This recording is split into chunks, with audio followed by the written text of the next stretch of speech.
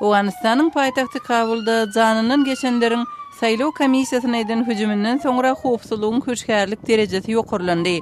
Hüjümden soňra ýüze çykan ok ataşykda adynan 9 şol sandy polisiýa işgäri we paraha diýlatyň arasyndan hem 2 adam öldürildi. Hüjümüň jogapkärçiligini Taliban hereketi öz üstüne aldy.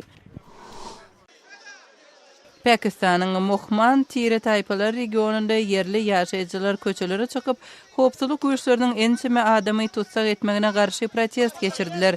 Demonstrantlar ýarym harby güýçleri parahat adamlary tutsak edip olaryň ýakynlaryna hiç saat aýtmazdan ençeme aýlap tutsaklykda saklamakda aýpladylar.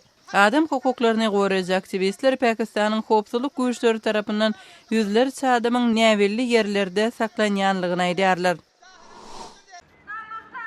Kırgızstanyň paýtagtynda aýallaryň hukuklaryny goraýjy aktivistler ýowuzlyga we diskriminasiýa garşy parahatçylykly ýöriş geçirdiler.